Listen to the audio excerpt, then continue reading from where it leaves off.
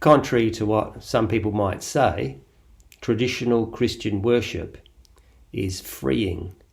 It doesn't inhibit us, and it doesn't crush our individuality.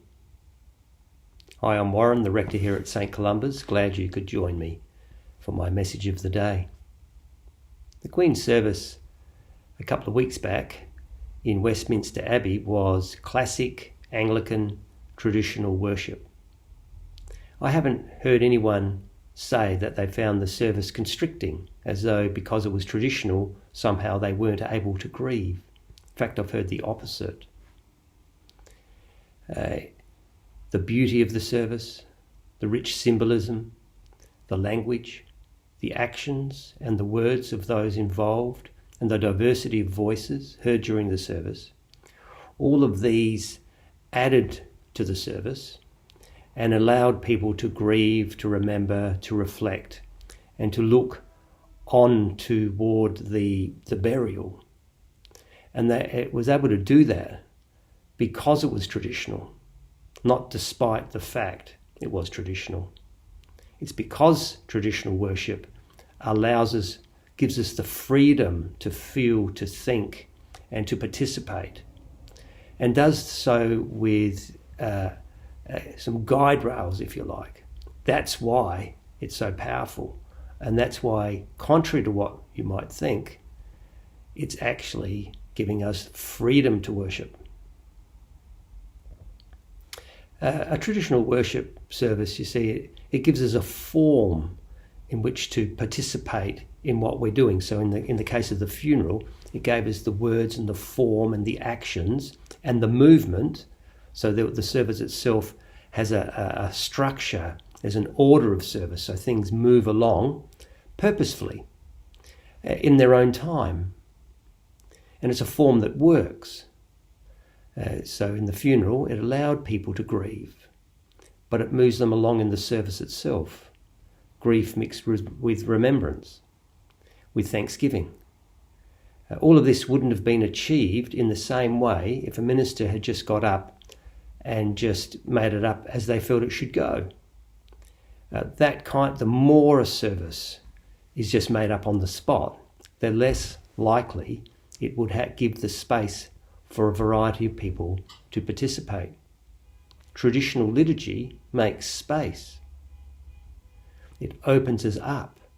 It allows us to participate as long as we give ourselves to the order of service, the form, the words. We watch, we listen, we wonder, we feel, we think, all these things. It's there waiting for us to bring all of that to the service. That's why a traditional liturgy can pull people together, so that it's not just a group of individuals worshipping who just happen to be in the same building. Traditional worship will bind people together as a community of faith, as a group of people worshipping together. The sum total of what they do that day, their worship, will be more than the sum of the individuals. That's because it's a traditional worship. That's what traditional worship can supply. A traditional worship, a traditional liturgy, also moves people along.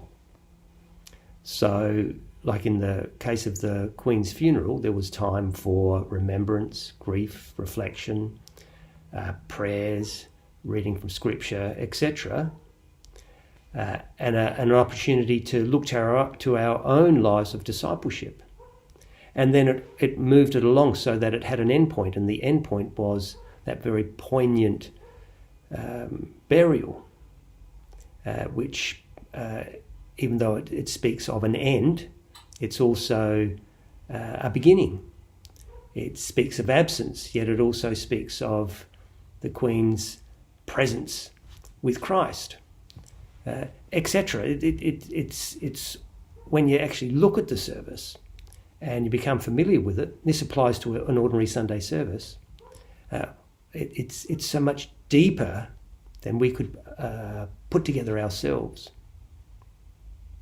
In fact, when you come to a traditional worship service, even on a Sunday, say at a suburban church, there'll be space to feel and think whatever we are bringing with us.